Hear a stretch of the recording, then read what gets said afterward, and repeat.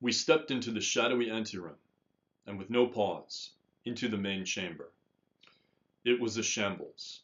Something vast had been at work in there, and a mighty destruction had taken place. Pews were overturned and heaped like jackstraws. The wicked cross lay against the east wall, and a jagged hole in the plaster above it testified to the force with which it had been hurled. The oil lamps had been ripped from their high fixtures, and the reek of whale oil mingled with the terrible stink which pervaded the town. And down the center aisle, like a ghastly bridle path, was a trail of black ichor, mingled with sinister tendrils of blood. Our eyes followed it to the pulpit, the only untouched thing in view.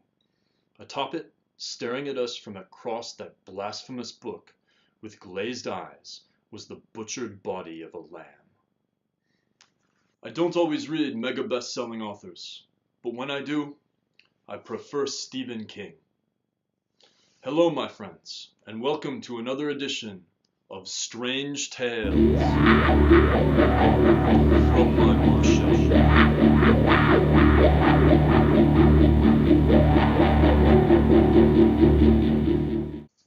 Strange Tales is ordinarily devoted to short story collections that I've read, and we will be doing one today. I'll be talking about Night Shift by Stephen King, who today's episode's about, but I thought I'd also talk about his novel Desperation. Whatever, I do what I want. So let's begin, shall we? First up, we got Night Shift.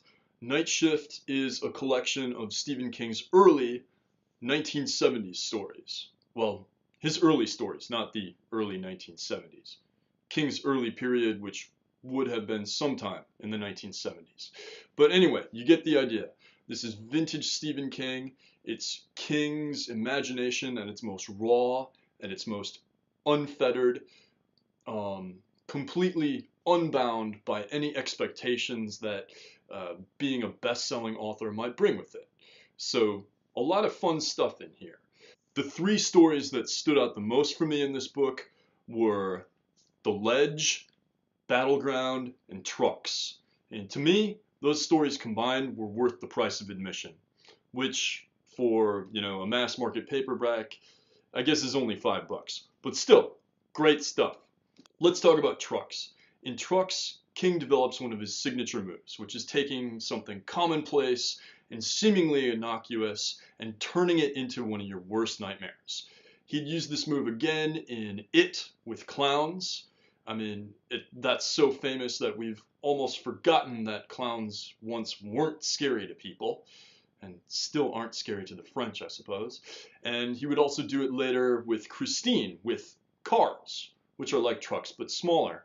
And he also did it with Cujo, with dogs, although I suppose a lot of people are scared of dogs already. Anyway, after you read Trucks, the next time you watch a Ford commercial and hear them bragging about the horsepower of one of their F-150s, you'll be thinking less about how much you could haul with that thing and more about how it could tear you apart. The Ledge was a heart stopper. Pure suspense from start to finish. The only thing is, King seems to undermine himself by writing it in first person. By writing it in first person, King gives away that our protagonist is going to make it. So why did he do that? Maybe he was just showing off at how good he was. Even though we know our protagonist is going to make it, King is still somehow able to make us sweat. Battleground is just pure fun. It makes you wish you had King's imagination. I could guess what was coming at the end, but it in no way diminished my enjoyment. In addition to showcasing King at his most raw, Night Shift is also King in his most Lovecraftian. I had no idea just how much King had been influenced by Lovecraft.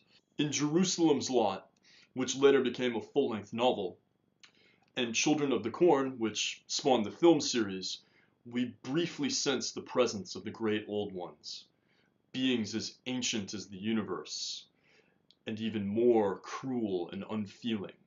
Their cruelty comes not from malevolence, but their total disregard for our beings and our sentience. To them, our world is an insignificant mote of space dust, to be swallowed up the same way a whale swallows plankton. Lovecraft invented this mythos, but Stephen King uses it to better effect, I think. I only partially got into Lovecraft. I liked some of his ideas and some stretches of his prose, as overwritten as they may have been, but he never really managed to scare me. I never really got into his stories. So it's great to see some of these ideas used by an author who can tighten the bolts on them. Instead of terrorizing, stodgy, interchangeable Lovecraftian protagonists, these mindless horrors instead go after, people we care about, which makes us a bit more invested in them escaping their plight. So there you have it. Night Shift might have some stories that are redundant if you've read some of King's more famous novels. I mean, some of them are just earlier versions of these works. It also has some tales that are more like fragments and others that have dull, predictable twists. But overall, this is a really fun grab bag of vintage King, and it's got some really good hits in it. So I would encourage you to check it out. But let's move on to another Stephen King book featuring the great old ones. This is his mid-90s novel, Desperation. David, this thing that's out there, tack, what is it? Do you have any idea? An Indian spirit? Something like a Manitou or a Wendigo? I don't know. I think it's more like a disease than a spirit, or even a demon. The Indians may not have even known it was here, and it was here long before they were. Long before. Tack is the ancient one, the unformed heart, and the place where it really is, on the other side of the throat at the bottom of the well. I'm not sure that place is on Earth at all, or even in normal space.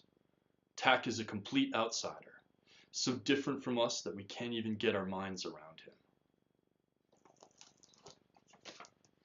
him. Desperation. I remember when this book came out when I was in 8th grade. I saw stacks of it at Barnes & Noble. The cover looked rad as hell, and you can see it still does. I mean, this looks like some freaky shit here. I wish I'd read it then, because honestly, I probably would have enjoyed it more. I mean, sure, it's entertaining, it's got a menacing villain, it's got a really creepy mine town setting, but Desperation is basically a pastiche of King's other famous novels. Just like in The Shining, you have a kid with gnarly powers. Just like in The Stand, you have this morally weak rock star with a redemption arc. Only this time he's a literary rock star. Seriously, if you have read The Shining and The Stand, you have basically read this book. It was also a little too Jesus-y for my taste. David, the main protagonist, a precocious 10-year-old boy, has a direct link to God, much to the chagrin of the evil force known as Tack.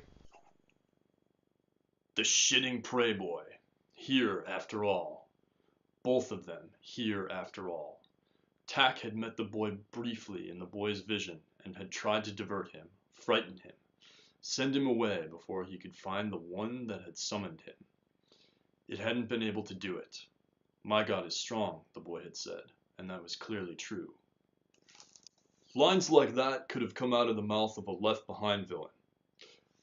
The Christian imagery here is pretty heavy-handed. There's even a loaves and fishes bit.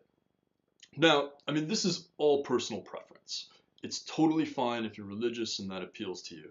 It's just a little less scary to me if the protagonists have an all-powerful being on their side. Also is a little preachy. All this highlights a major difference between Lovecraft and Stephen King. In Lovecraft's universe, we are completely at the mercy of these merciless great old ones. And they are only metaphors for the void that awaits us all. Any victory over the void is only temporary. In King's universe, good and evil are equally matched. Sure, in the physical world, the dark forces may have the home field advantage, but King's universe consists of more than what we can see and touch. King's universe includes the human soul, and that is where good and evil will have their final standoff. Stay spooky, my friends.